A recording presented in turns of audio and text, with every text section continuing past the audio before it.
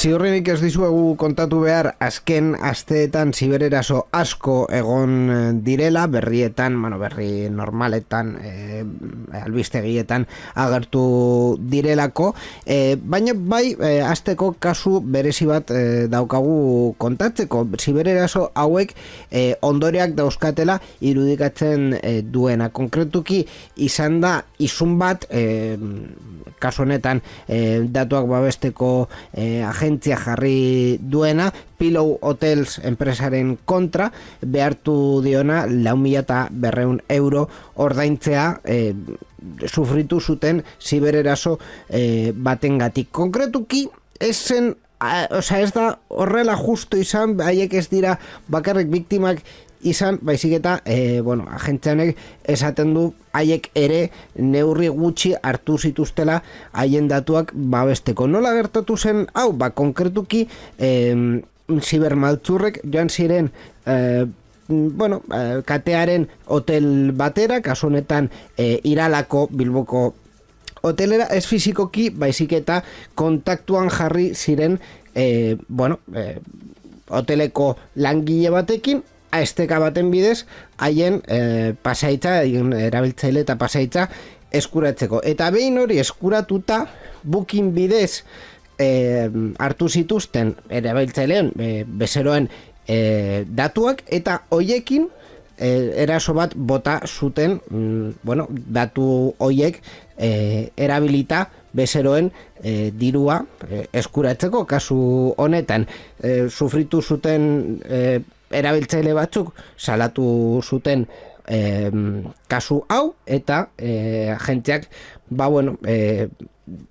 esan du kulpa badaukala ere kasu honetan, hotela ez duelako neur nahiko jarri. Horrelako kasuren bat eta beste gauza batzuk komentatuko ditugu gaur sarean zearen programa honetan. Irratsaio hau Creative Commons aitortu ez komertziala partekatu berdin 4.0 nazioarteko lizentziarekin banatzen da. Horrek esan nahi du gure edukiak nahi beste partekatu ditzazkezula. Informazio gehiago nahi baduzu josareanzehar.eus webgunera.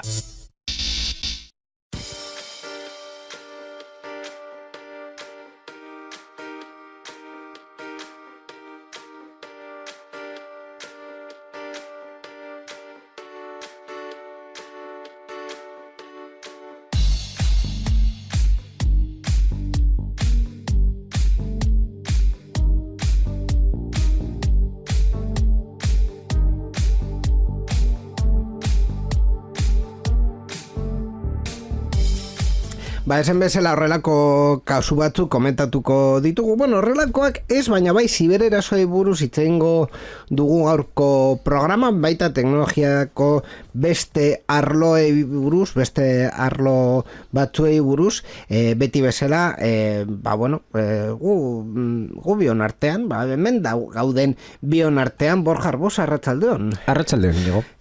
Nabaitzen zait pizka traketz noala, en fin, gaur egun nahiko arraro izan da, baina ondo gaude, berri teknologikoak komentatzeko, berriak badauzkagu komentatzeko, eta hitz egiteko gaiak izango ditugu, baina, en fin, denboraldi bukaera ja badator. Nabaritzen da, deskantzu pizka bat behar du da. Bai. Lo gehiago egin behar dut. En fin. Udako oporrak beharrezkoak dira. Bai. Eta gainera konpromesu batean jarriko dizut inigo momentu enten, ideia oso on bat izan dudalako, baina ez kezkatu, urrengo denboraldia egongo da? Zu esango dira. Urrengo denboraldia badaukagu, nire ustez ja... Urrengo denboraldia Izatekotan, bai. Ideia bat izan dut, ja, bueno, eske programa hontan ez dakit zenbat zibereraso ikusi ditugu dauzkagula, hori ja, konkretuki bidali pentsatzera, ez beharrezkoa izango da sintonia bat egitera, zibererasoak aurkezten ditugun bakoitzan, zeren jadanik programa bakoitza izan dezake bere zibererasoa, eta kasu honetan programa honetan izango ditugu 3, 4, ez dakizen bat. A ber, azkenean... Berri askarretan gehienak, berria da zibererasoa eta kitxo, baina, bueno, beste sintonia bat sartzerakoan, baina eske hori beste pentsamendu batera bidali nau, eta pentsatu dut orain dela ez dakizen bat denboraldi, 3, 4, 5, ez dakit, geneukagula beste sintonia bat horrelako gauzak gertatzen ziren momentuan, zela Star Wars. Bai. Gogoratzen duzu imperioaren martxa. Bai, maltzurrak... Maltzurrak aurkezteko geneukagun imperioaren martxa, eta jartzen genuen hori gertatzen zenean. Zein zen problema? Copyright. Bai. Azkenean sintoniak pizka bat mugitu edo aldatu behar dut beharrezko beharrean gaude hobeto esan da. Zergatik, Twitchen emititzen dugulako eta, bueno, gero kontatuko dugu ze konponbide eman dezakeen Twitch horrelako gauzak saiesteko, baina, bueno, egia da gure arazoa gehienan dela YouTube, baina egia da ere ez dugula dirua egiten YouTubeekin. Eta egia da ere Twitchen dagoen arazoa dela ez dagoela kontrolik. Orduan, egun batean jarri alduzu sintonia bat, musika bat, eta ez da ezer gertatzen, aste bat geroago jartzen duzu musika sintonia berdina, eta batean, orduan ez dago YouTubek daukan bezala horrelako sistema erdi algoritmo gardena, on bat? Algoritmoa baino YouTubeen kontsultatu alduzula ze abesti daukan ze tratamendu mota edo ze eduki segurtasun juridikoa bai, horrelako zerbait izango litzateke kontzeptua. Bideo oso on bat dago hortik, youtuber ingles bat egin zuena, Tom Scott, honi buruz hitz egiten, eta nahiko kuriosa da YouTubek egin duelako arazkenean sistema bat guztiontzat ez dela oso bueno, justua ez da, bidezkoa guztiontzat ez da, egia, baina sistema bat da, claro, copyright lege hartzen badugu eta aplikatzen zen bezala aplikatzen badugu gaur egun, ezinezkoa da sortzaileentzat edozin motatako edukia erabiltzea, orduan, en fin, ikusi nahi baduzue, hortik Tom Scotten kanalean daukazue bideo hori, oso luzea da, baina oso interesgarria. Hau guztia esan da. Star Warsen sintonia badaukat, nahi baduzu jarri dezakegu, geroago, baina, Borja, kontatu behar dizu gauza bat. Azkenik norbait gure eskaera entzun du. Bai? Bai. Daramatzagu 2 programa, esan ez, bueno, eske adimen artifiziala, claro, ahots asistente hauek, eta adimen artifiziala, badirudi ez doazela bat, gertatzen ari da hemen, zergatik ez da mugitzen industria bideo honetara, merkatua, eskalezake hau, interesgarri du ditzen zegu, azkenik, norbait entzun du gure eskaera. Azkenik, Borja, badaukagu, produktu perfektua badaukagu! Bai, eta izan da Apple aurkeztu duena produktu hau. Bueno, izan da Apple esan duena hori aurkeztuko duela, eta data bat jarri diona. Claro, eta beta badaukazu geisteko, eta, bueno, zure iPhonean, ez, claro, baina nahi baduzu iPhone bat hartu dezakezu, iPhone 15 Pro, konkretuki, eta froga dezakezu Applek egin duen aurrera pausua adimen artifizialaren arloan. Oso ondo. iPhone bat ez daukadanez, bakarrik daukat MacBook Air eta iPad bat, eta ez daukate iOSen azken belaunaldia. Eta MacBook Air hori ze urtekoa da. 1900 2014. 2014. 2014, bai. 10 urte dituen ordenagailu bat Bai. erabiltzen ari duzu. Bai. De verdad, en el Play Store. Baina espero dut urrengo hilabetetan ordenagailua azkenik aldatzea kit digitalarekin. Txan, txan, txan! En fin. Etorriko da gobernua nire arazoak konpontzeko. Bai, oso ondo. Gobernua Europar Batasunarekin, diruarekin, Bai, basiko. Eskerrik asko. Bai. Europar Batasunari buruz itzein genezake, baina ez dago teknologiako berririk. Egia da...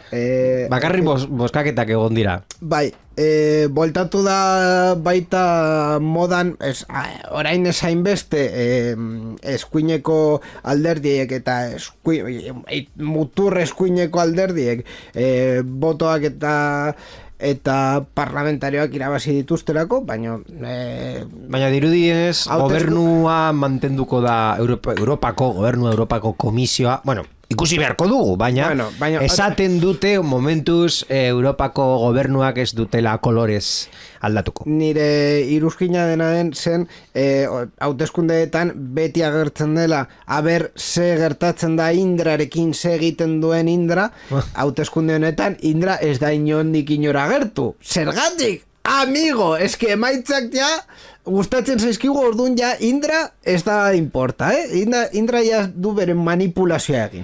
En fin, bideos interesgarri bat dago Euskal Digitaleko kanalean, ikusi dezakezuena ere kontatuz zergatik egiten diren hauteskundeak egiten diren bezala eta ze paper daukan Indra edo Lantik edo beste informatika enpresak hauteskunde hoietan. Dena den... Inigo, berreskuratu pizka bat bakarrik segundu batzuk gehiago Aleluyaren sintonia. Momentu on bat delako esateko... Bai? Urrengo hauteskundeak ja ez direla egongo 2 urte edo 3 barru.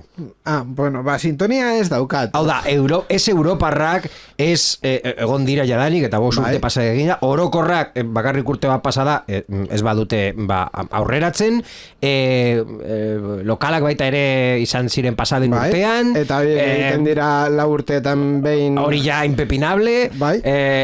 Eusko Jaurlaritzan baita ere orain egingo da berriro, legebiltzarrak egiten dut bestela urte gehiago. Ez daukagu hauteskundeak Euskadin. Euskadin ez, katalanak badirudi errepikatuko direla. Hori zure iritzia da.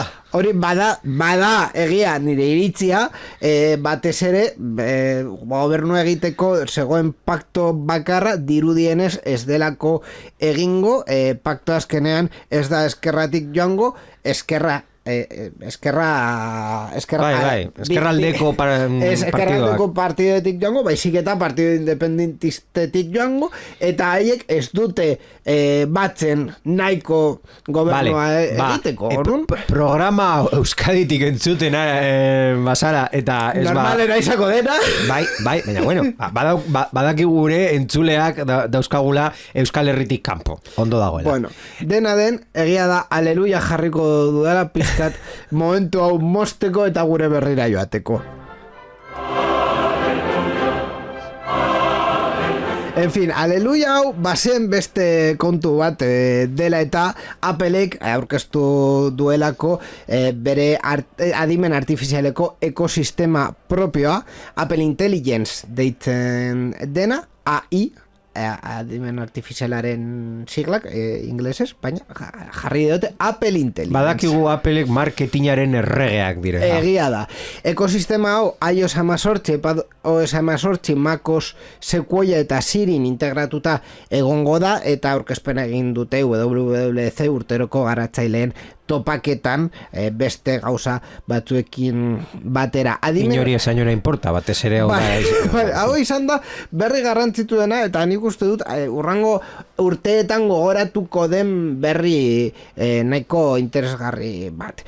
Adimen artifizial hau pribautasunan zentratzen da, datuen prozesamendua gailuan bertan egiten baita, eta Appleren zerbitzari espezifikoetara konektatuko da beharrezkoa denean bakarrik. Eta noiz izango da beharrezkoa? Adibidez, kanpoko informazioa eskuratu behar duenean.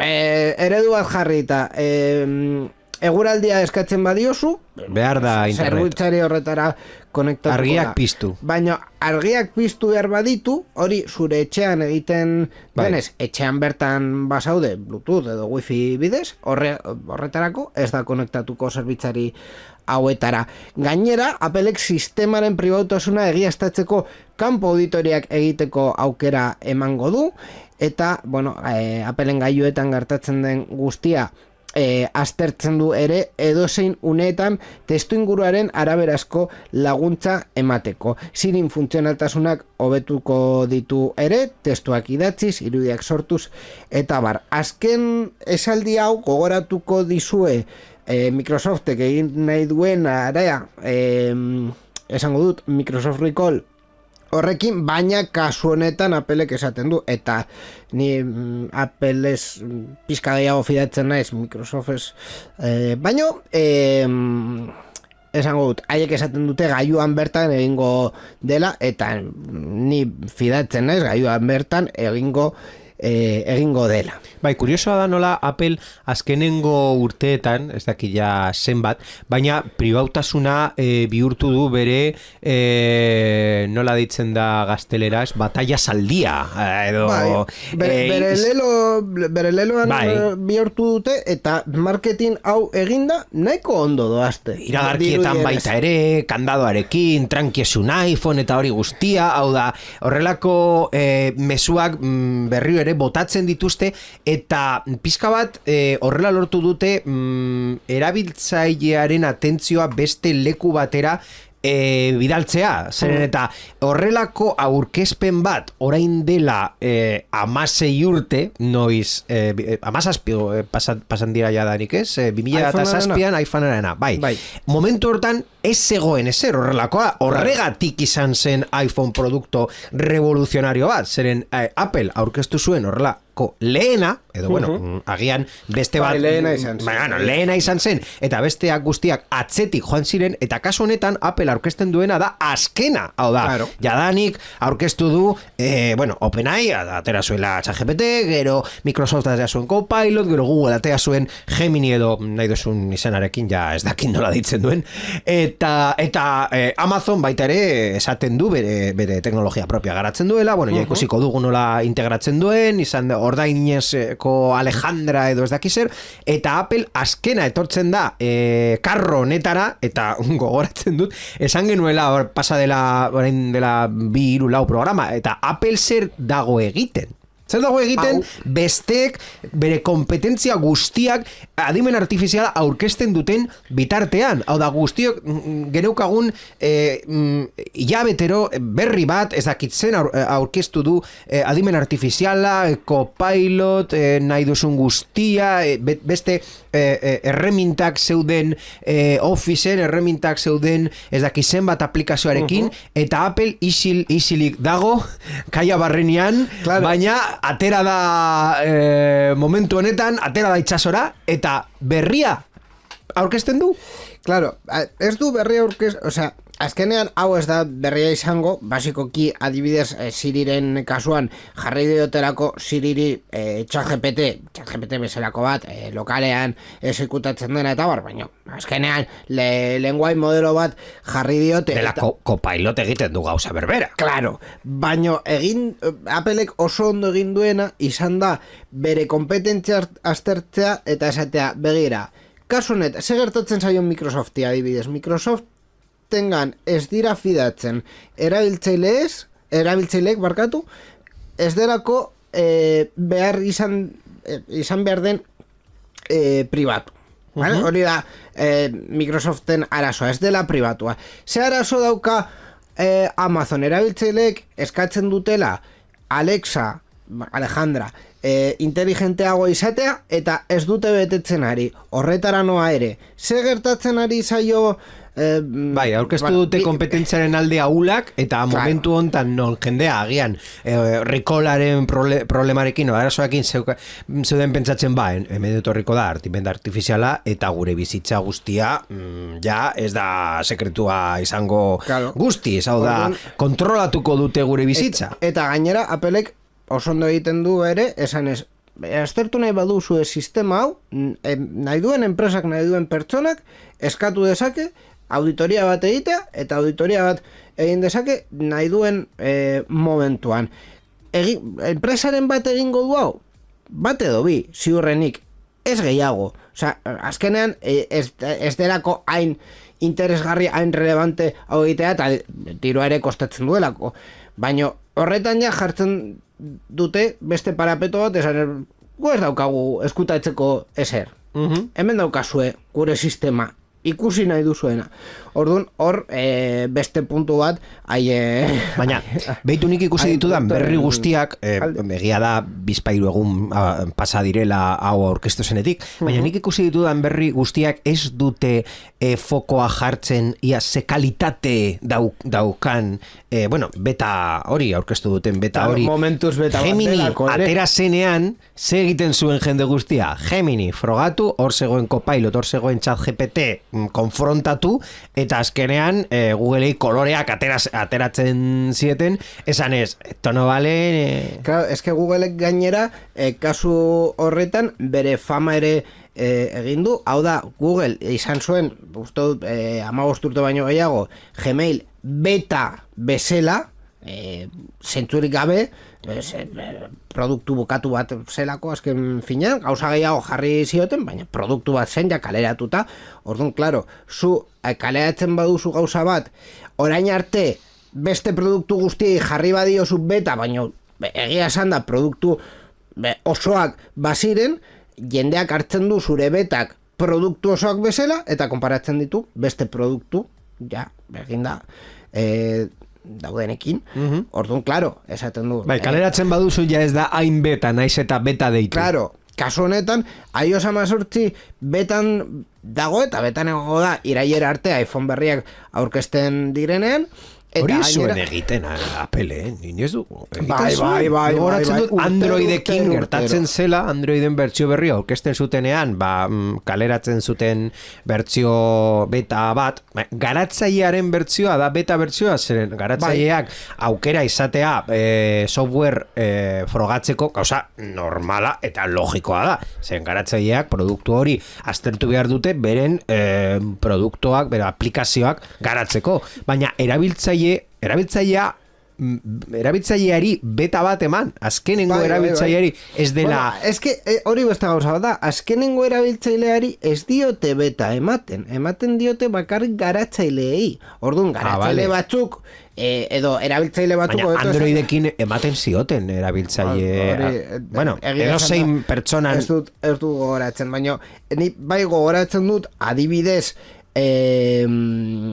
MacOS Leopard, 2006an kokatzen gara. MacOS Leopard aurkeztu zenean, Applek garatzaileei eman zien beta frogatzeko aukera hori, eta beta hori, urte bat baino gehiago mantendu zuten, kasu honetan, argitaratzeko prozesuak pixkat kaskarrak zirelako, baina ja duela ia 20 urte, hau egiten zuten beta argitaratzea eta frogatzea. Garatzailearen beta hori ja, esan dudan bezala, gauza logiko bat da. Ni esaten nuen publikoari bideratuta dagoen beta bat. Ez, hori ez da existitzen. Bai, existitzen da. Appleen kasuan ez. Claro, hor dago gakoa. Hau da, Applek ez dizu esaten hau ja publiko guztiarentzako dela. Applek esaten dizu, zu garatzaile, mesedez frogatu hau, nahi baduzu, edo zu aplikazioa honekin integratu nahi baduzu, frogatu, eta zuk egiten dituzun frogekin, gainera, ni begiratu behar dudala zure aplikazioa ze egiten duen nire sistemarekin, eta onartu behar dut, eta Applek dauzkan prozesu burokratiko guzti horiek, eta informazio horiekin, nire beta hobetzen dut, kaleratzeko momentuan produktu oso bat izateko. Eta hori dute, ez dakizen bat urtetaz. Orduan, hori, hau da momentu honen gakoa. Badago zerbait ja eginda? Ez, baina Applek ez du esan orain egongo dela. Applek esan du irailean egongo dela. Eta irailera arte frogetan gaude. Hori da honen gakoa.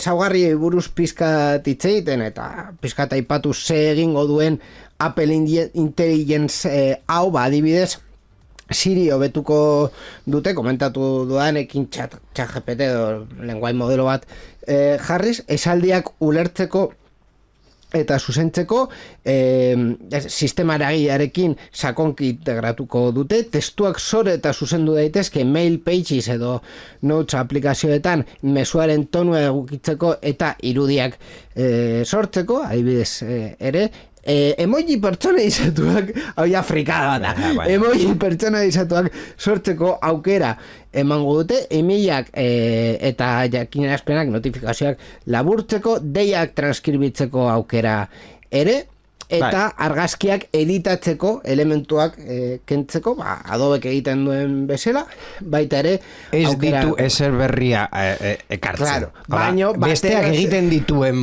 gauza berdinak Appleen ekosisteman. Punto. Claro, bateratzen ditu hainbat erramenta hortik dauzenak, zure iPhonean jartzeko, Bai.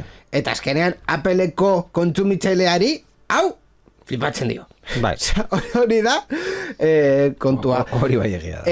Komentatu dugu iOS 18 Mac OS Sequoia eta barren egongo dela, baino konkretuki iOS 18 izango dituzten gailuen artean bakarrik iPhone 15 Pro eta Pro Max izango dute hau, eta baita iPadak eta Mac ordenagailuak baldin eta M1 txipa daukaten. Orduan, hau ez da Appleen gailu guztietara nire iPhone 13 ez du funtzionatuko. Zeren nigo goratzen dut Apple eguneraketa prozesuak aurkezten zuenean, hau da, urrengo iOS-a etorriko da edozein mugikorrera bateragarria dena, hau da, ez dakit zenbat belaunaldi mantentzen dituen Apple direla 4 edo belaunaldi edo bost, dizut, a ber, lau edo bost belaunalditan mantentzen zuen softwarea eta eguneraketekin egin al zenuen pasatu urrengo iOS edo urrengo iPadOS edo urrengo MacOS edo nahi dozuna.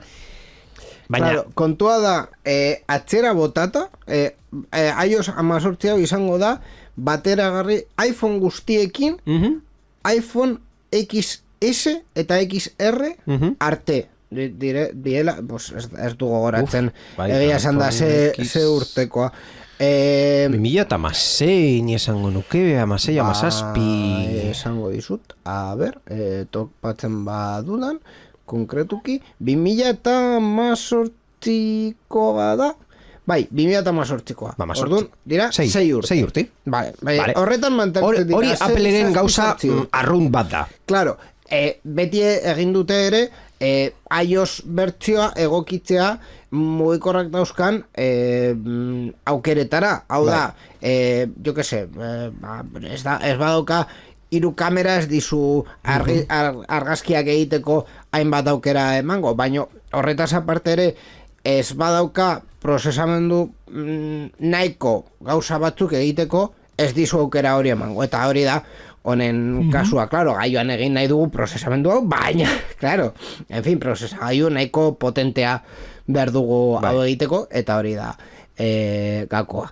Baina dena den, nire aleluian errepikatzen naiz, pentsatzen dudalako, benetan, hau dela azkenean erabiltzaileek eskatzen dutena. Ze eskatu diogu gu Amazoni jartzea, hori, ChatGPT, Alexa. Ya está, ez diogu gehiago eskatu. Bai, baina hor baita ere baina bat jarri beharko diogu. Bueno, aparte de que esan dugun bezala, zu ez badaukazu iPhone 15 Pro edo azkenengo belaunaldietako hardware bat, hau ez duzu ukituko? Bai. Orduan, déjate la pasta. Bai, bueno, Apple Lehenik eta behin. Bueno, Appleen kasuan dena da déjate la pasta, baina zenbat mailako déjate la pasta. Bigarren gauza da, hau ez dela bateragarria izango bi gailuekin Appleenak direla, nire ustez funtsezkoak horrelako sistema erabiltzeko. Bat, Apple Watch, zuk Apple Watchari esateko, alo James Bond, gauzak Siri egin. Apple Watchen azkenean hainbeste lotura daukan ez zure iPhonearekin Siriri eskatzen badio Baina Apple Watch sistema operatibo propio dauka, Bai, baina egia esan da, eta azken belaunaldiko Apple Watch bat daukan pertsonak esaten dizu, gauzak egiteko iPhonea konektatuta izatea behar duzu. Bai. Egia da, dagoela aukera mugikor sarera konektatzea, baina balio du deiak egiteko eta pare bat notifikazio jasotzeko. Praktikan, iPhonea behar duzu, eta ziurrenik Siri zerbait eskatzerakoan, iPhonearekin kontsulta egingo dut, eta jazta. Eta nagusiena, HomePod. Hori bai, baina ni horrekin teoria bat daukat. Nire teoria, eta uste dut nahiko argi geratu dela, Apple segmentu horretatik, bosgorailu inteligentetik, alde nahi egin duela. Zergatik, bi modelo bakarrik aurkeztu dituelako, Amazon urtero dauzka, bi edo hiru modelo berri, eta Applek bakarrik bere historian, uste dut 2018 horrelakotik, bi modelo aurkeztu dituzte, HomePod eta HomePod Mini. HomePod ja ez da saltzen, kendu dute bere katalogotik, eta bakarrik saltzen dute HomePod Mini. Interesa daukate honetaz, ez dute aurkezpen honetan adibidez, ez dute zer esan HomePod buruz. Orduan? Eta horrekoan, orduan mantentzen dute produktu hori. Azkenean Applek mantendu nahi duelako hori produktu zahar batzuk, zahar kakotzen artean batzuk, baita ere enpresa irudi hori mantentzeko, baina uste dut benetan ez zaiola interesatzen lerro hori eta ez dutela mantenduko. Eta orduan? Nola egingo duzu zure etxe inteligentea eta... Etxe inteligentea izango da zure Apple TV bidez Zigbee eta Matter eta ez dakit zenbat bateragarritasun dauzkana, eta kontrola egiteko zure mugikorrarekin. Zure mugikorrarekin? Bai, edo zure erlojuarekin. Esaten, zure erlojuarekin. Siri! Eta ya está. Erloju bat badaukazu eta sartzen badute hori zure erlojuarekin egiteko. Edo estela zure mugikorrarekin jun edo zein lekura. Ziurren, ni honetaz bi apostu egin aldizkizut. Bata izango dela, irailean iPhone berriak aurkezten direnean, esango dutela ere zure erlojuarekin egin alduzula Siri berriaren mobidak, hori azkenean ez delako super gauza relevantea, eta ez da bereziki zerbait programatu behar, kontuan hartu behar dugu ere, orain agertzen diren ezaugarriak agertzen direla aplikazioen garatzaileek sartu dituzterako gauza batzuk ekosistema guzti honetan. Aurkestea ez du ezer kostatzen. Edo zerbait garatzen ari direla, naiz eta ez eman data bat. Beitu, gauza da, zuta bio daukagu etxean bosgoragailu inteligenteak. Bai. Eta ez bakarrik... horretan asterizko bat daukat, baina bueno. Bueno, ez nahi duzuna. Eta ez bakarrik porque estaban tirados de precio. Bai. Hau da, naiz eta prezio basua. Dudan ni Amazonen ez daki zenbat. Bai, ni Googleen ez daki zenbat, baita ere, diru major utzi dut, eta Facebooken portales du asko kontatuko baina baita. Gauza da, zergatik erasi ditugu tramankulo horiek, azkenean dena mugik bazegoen, egia da. Hau da, gaur egun nire asistente virtuala, naiz Amazonena, naiz Googleena, naiz Sirirena, nahi baduterea iPadean daukat, eta zertarako jarri nuen ni bosgoragailu inteligenteak, zergatik gauza bat gehiago ematen dutelako mugikorra ez duena ematen. Orduan, bai, ni ustez, ni ez bakarrik por las risas. Erosotasuna. Hau da, ni ez dut nire mugikorrea poltsikoan eramaten etxean. Botatzen dut edo zein mai gainean eta mugitzen naiz etxean zehar esan dut juten banaiz bainura ez naiz juten mugikorrekin, baina faltsoa da. Eta juten banaiz oera ez naiz juten mugikorrarekin, baina faltsoa da ere. Bai. Baina ez dut hartzen ukitzen, atzamarra jartzen, desblokeatzen eta hori guztia. Claro, baina horregatik ni esaten dizut, uste dudala Apple balde batera utzi duela segmentu hori, azkenean etxeko tramankulo inteligente asko dauzkazuenean, ziurrenik ja beste aukera bat bilatu duzulako. Hau da, HomeKit ondo dago, baina HomeKit ondo dago pare bat argi eta pare bat gauza sartu nahi dituzenean. Horta zaratagon, jan nahi baduzu, alde batetik fabrikanteen aplikazioak instalatu behar dituzu, horren kontra kakotxen artean egiten duela HomeKit, eta beste partetik ja ezagutza gehiago daukazula zure etxean zenbat gauza jartzeko. Orduan, ni suposatzen dut, osea, ja konjetura máxima, suposatzen dut, Appleen suposatzen dutela, horrelako erabiltzailea, ez dela hortan geldituko eta zuzenean Home Assistantera salto emango duela. Bueno. Hori da nire suposizioa. Bueno, ez nago vale, ziur. Suposizioa nahi duzun guztia, baina ni zergatik nago orain dela 2 bat, ez dakizen bat programa eskatzen adimen artifizialea sartzea asistente virtualetan. Mugikorrean jadanik dago. Nik momentu hontan eta egin genuen froga ez dakitzen bat duela ez dakitzen bat programa, egin genuen froga hementxe bertan programan, ChatGPTrekin eta baita Geminirekin nahi badugu ere egin dezakegu. Ni ez dut asistente virtual adimen artifizialekin mugikorrean izan nahi. Nire bosgoragailu inteligenteak izan nahi dut, eta horretarako bosgoragailu inteligente bat izan behar dut. Beste apostua egingo ditu. Zergatik, erabiltzen dudalako, eta niri ematen dit valore añadido, no, euskaraz, ulertzen duzu.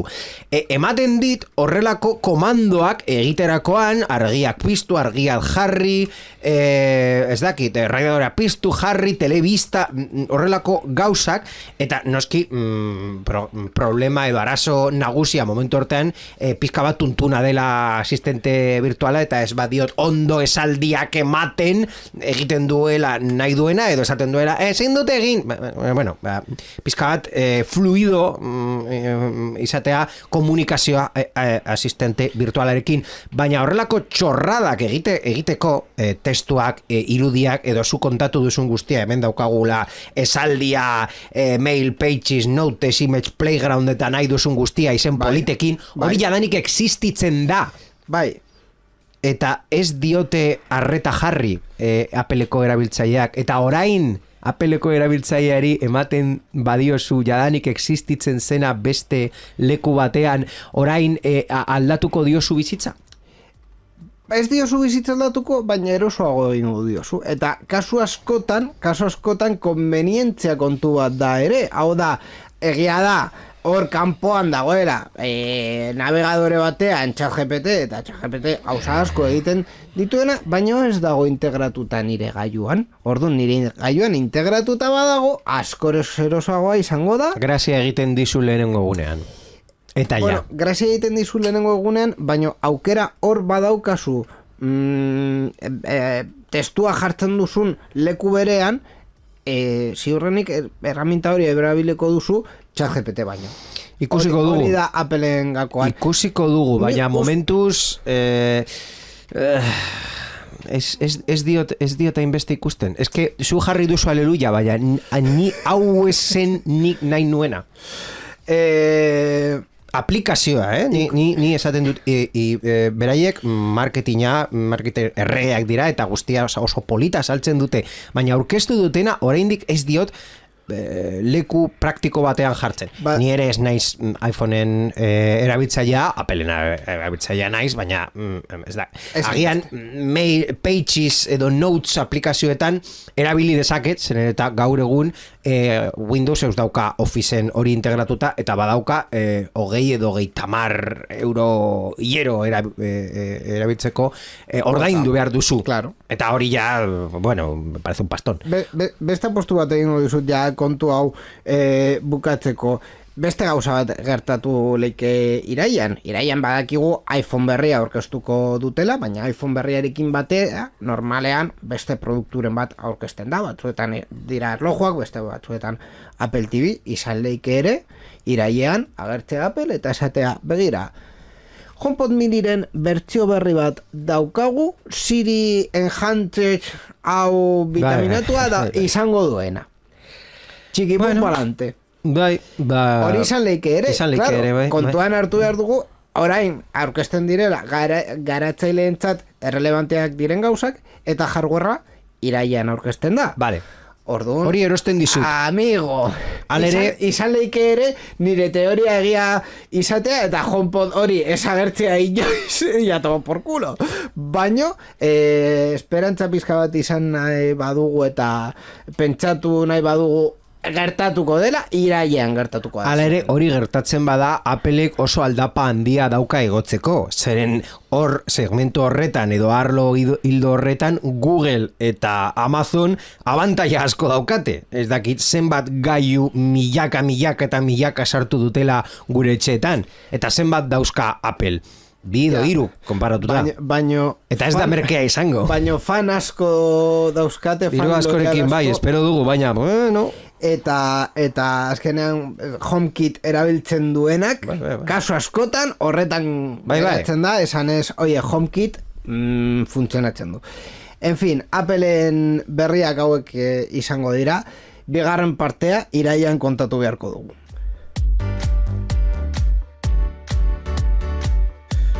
Ez egu denbora asko geratzen, orduan oso askar kontatuko dizut Borja, datuak babesteko Espainiako agentziak ere eskua sartu duela beste kontu batean, honi buruz itzen genuen, Worldcoin deitzen den enpresari buruz, kriptomoneten truke voluntarioen irisa eskaneatzen zuena, badakigu datuak babesteko agentziak, bere keskak aurkeztu zituela, eta hau goraian da baita Alemaniako agentzietan eta bar, eta azkenean adostu dute aktibitatea eteko dutela Espainian, pizkat alarma sozial hori etetzeko ere gogoratzen baduzu Worldcoin zen OpenAIren fundadorearen zuzendariaren hobeto esan da proiektua, Sam Altmanen proiektua, eta kalkulatzen da 360.000 pertsonen irisak eskaneatu zituztela Espainian, Euskadin ere nahiko errelebantzia izan zuten, eta orain konpromisoa hartzen du, momentuz berriro aktibitatea ez berreskuratzera. Bueno, ikusiko dugu nola jarraitzen duen, eta... Irisarekin, bai. Jarri hor begira da, baina ez literalki, aberea nola konpontzen duten, konponbidea badaukate imaginatzen dut, edo bestela... Biometriaren kontuak Europan, uste dut badakigu hola guztiok, Europako epaitegiek esan zutela, fitxajea egitea, hau da, zure enpresan basaude edo ez esatea behatzarekin ilegala zela. Orduan, biometriaren kontuak Europan ni nahiko ez dut ikusten. Ez dut ikusten.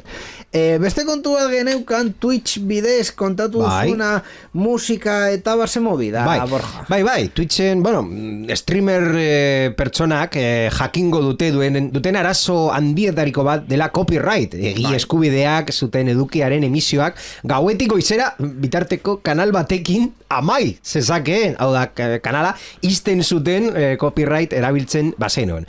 Arazo hori konpontzeko Twitch DJ programa berri iritzi dat. Programa horrek aukera ematen die plataformako erabiltzaileei musika egile eskubideekin emateko zigorrik eta ondoririk izan gabe. Ara nola, streama iztea edo kanala bertan bera ustea. 3 urteko lanaren emaitza da, Twitchek ehunka enpresarekin negoziatu du, besteak beste Universal, Warner, Sony eta beste disko etxe independienteekin. Horrelakoa izateko, YouTubeen gertatzen zen. Esan nahi nuen, YouTube kontenta idi daukan bezala, disketxek eta eskubideen jabeek pizkat kudeatzeko ze egiten den haien edukiekin eta dirua jasotzeko ere, ez dugu, ez dugu kontrakoa esango, Twitch hildo horretatik doa. Programa hau milioika abesti biltzen duen katalogo bat erabiltzeko askatasuna izango dute erabiltzaileek beren emanaldien barruan, munduko artista ospetsuenetako batzuenak, eta nola ordaindu noski horrelako edukiak erabiltzaileak aukeratzen badute, ordainduko diete disketxei erdizka, hau da, bestela esan da, emankizuna egiten duten erabiltzaileek erabili dituen abestien egile eskubidearen kostuaren 150 ordaindu beharko dute, kostu hori automatikoki erreserbatuko da emankizunean sortutako irabazietatik, hau da, zure monetizatuta badaukazu zure kanala, hortik kenduko dute hori ordaindu arte, eta gainera Twitchen diru laguntza bat iragarri du lehenengo urtean, hori ezberdintasun hori apurka estaltzeko azkenean 150 ordaindu arte. Baita ere gomendatzen du zure edukiak bakarrik musika jartzea bada, hau da, ez da eduki bat non zu kontatzen duzu zure bizitza eta de fondo jartzen duzu musika, ez da zure kasua, hori tontakeria da, ordaintzea, ez jarri musika eta baina DJ bezala musika jartzen baduzu eta hori monetizatzen baduzu eta kanal propioa hori bideratuta dago. Hori azkenean YouTubek egiten duen bezala, baina beste bideo batetik edo beste formarekin azkenean, diru sarrerak, uste dut Twitchen askoz argiago ikusten direla, suskripzio bat badaukazu streaming batean, badakizu euro bat eta piko konbartuko duzula, hortik erdia eskubideak ordaintzeko izango da. YouTubeen ez da hain argi, bisitekin egiten delako eta eta iragarkiekin batez ere, baina azkenean berri on, entre comillas bat da, bidea bilatu dutelako, edukioiek erabiltzeko eta haien jabeek pizkat zerbait kobrat. Sortzaileak bazarete, interes gehiago badaukazue jarri harremanetan Twitchekin DJ programa. Jarri harremanetan Twitchekin. Hori posible izango balitz. Ezin duzu pertsona batekin itxegin Twitchen, imposible. Berri askarrak, sarean zehar. Eta azkar komentatuko dugu, hemen akatz bat daukagu, orduan konponduko dut berri askar hauek komentatzen ditugun aldi berean. Arazoa ere Ticketmaster izan duena bere segurtasunarekin hakeo bat sufritu duten. Ticketmaster segurtasun gertakari posible bat iketzen ari da. Shiny Hunters hacker taldeak sarrerak erosteko plataformak horretako 560 milioi erabiltzaileren datuak dituela ziurtatu ostean. Shiny Hunters 1,3 terabyte foro batean jarri ditu salgait Ticketmasterren esan dugun bezala milioi erabiltzaileen buruzko datuak helbide elektronikoetatik, telefono zenbakietatik hasi eta banku txartelen datuen zati bateraino gertakari hori ikertzen ari da Ticketmaster, ez da Australiako herrizaingo saia bozeramaile batek baieztatu duenez. Taylor Swift ikustera joan bazarete, Taylor Swift edo beste musika show bat, eske azkenean Ticketmaster edo zin gauza saltzen du, kontuz zuen datuekin. Eta elektrizitatea badaukazu zuen etxean ere, eske hau ezinezkoa da. Iberdrola baita zibereraso bat sufritu. Iberdrolak zibererasoa jasandu eta Espainiako 850.000 bezeroren datuak agerian geratu dira. Maiatzaren 5 izan zen erasoa eta 2 egun beranduago maiatzaren 7 atzeman zuten. Iberdrolak adierazi du horren berri berehala, eman diola batuak babesteko agentziari, eta salaketa jarri duela estatuko segurtasun indarren aurrean. Aldi berean jakinarazpen bat bidali die kaltetutako bezeroi erasoaren berri emanez. Oso ondo, kontuz... Hau ez da gaurko titulol? Ziur zaude ez dela gaurko titulol? Ez da. Vale, oso ondo. Eta lehen egin dugun spoiler hori osatuz, Microsoftek Windows Recall desaktibatu du. Bai, duela azte gutxi Microsoftek. Bueno, kakotxen artean. Hau, zabal. Es que berri askar hauek pizkat clickbait dira. Komentatu nahi baduzu. Microsoftek pasalen programan komentatu genuen Microsoft Build urteko ekitaldiaren esparruan Recall 3 aurkeztu zuen Windows 11ekin datozen ordenagailuei emango zien adimen artifizialeko funtzio berri batekin eta zalantzarik gabe polemikoena. Eta hala ere, segurtasun adituek berehala adierazi zuten bezala, horrelako tresna baten pribautasunerako arrisku potentziala nahiko handia da. Beaz, azkenean Microsoftek erabaki du funtzioa aldez aurretik desaktibatuta egongo dela eta erabiltzaileek aktibatua ahal izango dutela dagozkion segurtasun neurriak erabiliz. Hau da, ez dute kendu, baina hori konpontzeko emango dute ja desaktibatu por defecto, esaten den bezala, defectus. Egia da ere, informazio osatuz, aste honetan, bazegoen, garatzaileen kanalean, bertsio bat, Microsoft Recall zegoen sartuta Windows 11an, gero badirudi Microsoft kendu duela bertsio hori, eta beste bat jarri dute, Microsoft Recall ez duena, ez dakigu argi ze gertatzen ari den, baina nik ez nuke esango, baztertu dutela erraminta hau, ez delako egia, edo ni suposatzen dut ez dela egia. Ni esan baztertu dutela, ni esan dut, aldatu dutela bere konfigurazioa defektuz desaktibatuta egoteko, eta gero ja nahi duenak aktibatzeko. Zenbat clickbait egingo duzu programanetan Borja Arbosa, Ba, ez dut asko egin, hemen sagua daukat, baina klik ez dut asko egin. Gainera sagu horretan ez da klik entzuten, osando Borja.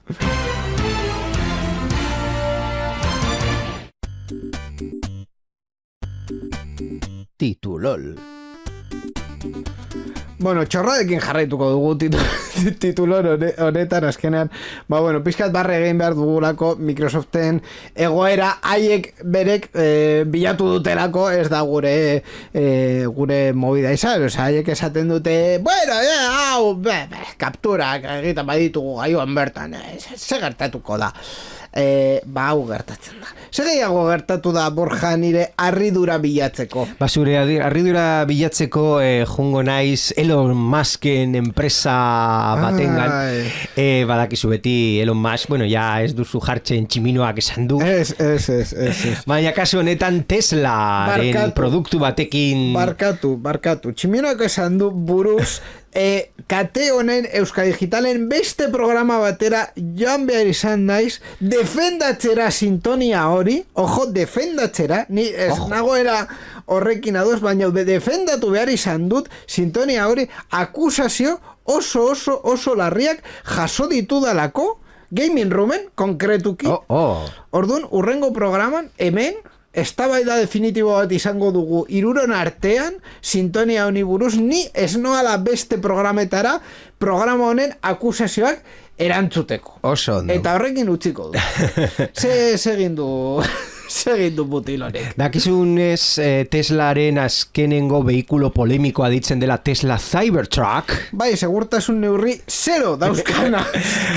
Berri honen protagonista ditzen da Blaine Radon eta Salt Lake City, bizi da, Utah, Amerikako estatu batuan, eta erosi zuen honelako Tesla Cybertruck bat, eta orain arazo larri bat dauka. Bere kotxea ez da bere apartamentuko aparkalekuan sartzen. Eta esango duzu, ze tontakeri bat. Ze txorrada. Baina eske lehenengo momentuan zeukan plaza, bai sartzen zen, baina dibortziatu eta gero apartamentua aldatu, eta momentu hontan daukan plazan ez da sartzen. Baina hor ez da bukatzen berria, zeren eta... Hor ez da bukatzen berria. Ez. Ja, esaldia baneka Tesla... momentu honetarako esateko no hay más que... Zer egingo zenukezu? Teslaren gana joatean egarrez esateko, eske begira nire bastea utzi nau, eta orain nire komplexu guztia konpensatzeko auto hau zait sartzen nire plazan. Eta hori egin du tiponek. Ez. Bueno, Twitterren jarri du. Ez. Arazo hau komplexuagoa da zergatik Tesla ez duelako bere kotxea erosten dutenei permititzen autoa birsaltzea edo bueltatzea urte batean.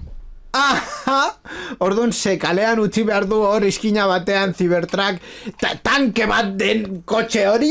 Bai, kasu hau evidentziatu du Teslaren Cybertruck erosi duten pertsonak dauzkaten kontratuak, zeren kontratu horietan klausula bat dago, bueno, klausula asko gongo dira, baina konkretuki klausula bat dago, esanez urte batean ezin duzula birsaldu edo bueltatu $50,000 isuna jasoko duzula egiten baduzu. Alde batetik klausula bere zentzua dauka, zeren oso gutxi egin dira, noski produkzioa eskaera ez dago hainbeste egiteko, eta zer egin dutezla espekulazioa hor eteteko, esanez zu erosten diguzu, baina ezin duzu birsaldu, noski eta bueltatu? Esta ere? Claro, ez baduzu kotxea ni birsaltzea, mínimo zuri bueltatzen dizut, dirua bueltatu eta listo. Bai, Tesla esaten du hori egin alduzula, baina arrazo on bat izan behar duzu. Coño, emaztea gutxi nau, ze gehiago nahi duzu. Momentuz Tesla esan du, bueno, nos lo vamos a pensar, eta bera esan du... Ay, bueno, ¿qué vamos a hacer? A ver, lehenik eta behin... Hau da, berak, gutun bat idatzi dio enpresari esplikatu bere, eta ez duela justiziara jun nahi por esto, baina esan ez, a ver, tener compasión. Emaztea utzi nau, eta... Soy pobre de espíritu, por favor. Posten naiz asko, eta aldi bat gehiago esango dut, posten naiz, Europar batasunean eta konkretuki Espainian bizitzeaz, hori Espainian ziur nago ez zela posible izango. Espainian daukazu bakarrik zenbat 14 egun bueltatzeko kontsumitzailearen eskubidea. Baina hortik aurrera zu esan dezakezu begira, ibilgailu hau nirea da eta saltzen dut porque me sale los huevos. Eta egin dezakezu arazoarik. Bueno, kontratu hori kontsumoaren kontra jungo... Ziurrenik bai, abusibo izango dela esango zuten. Hau da, zuk babes ofizialeko etxe bizitza bat erosten duzunean, ezin duzu saldu nahi duzun... Baina babes ofizialeko etxe bizitzak bere trukoa daukate estatuak jartzen duelako diru laguntzak etxe bizitza horiek egiteko eta presio horietan saltzeko. Eztabaida interesgarria izango zen legearen aldetik. Eta horretaz aparte pertsonak kontratua sinatu du eta bazekien berak esaten du bai ni legea betetzen dut eta kontratuak betetzen ditut baina kontratu baten parte bat abusibo bada bai abusiboa bada baina abusiboa. Bueno. En fin, pertsonak hiltzen dituzten ibilgailuak Europan ez ikustea, gero eta gehiago posten nau. Entzun berri duzunari buruz hitz egin nahi? Zure iritzia jakin nahi dugu, idatzi ezaguzu Twitterren gure erabiltzailea, sarean zehar da. Gure Twitcheko emanaldietan ere parte hartu eta zure iritzia eman dezakezu programa egiten dugun bitartean. twitch.tv/sarean zehar. Gainera, zure ekitaldiaren edo ideiaren berri eman nahi baduzu, posta elektronikora idatz diezagukezu info@sareanzehar.eus. Sarean zehar, zure mezuen zain.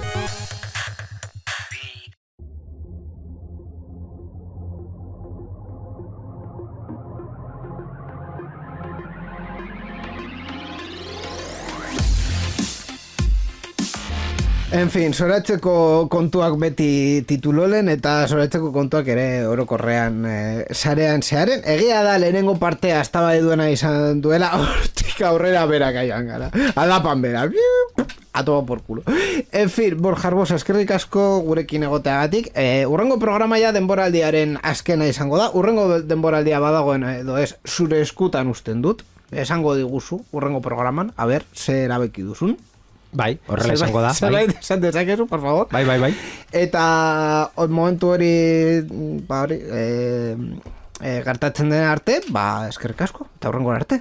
Eskerrik asko Inigo eta entzulo guztioi, hurrengo programan arte. Oso askar agurtu behar dugu baita gure berrikuspen teknikoan dagoen Mikel Carmona eta erretientan dauden teknikari eta ekoizpen taldei hurrengo programa esan bezala denboraldiaren azkena eta gero ikusiko dugu. Bi aste barru, sarean zer gehiago agur.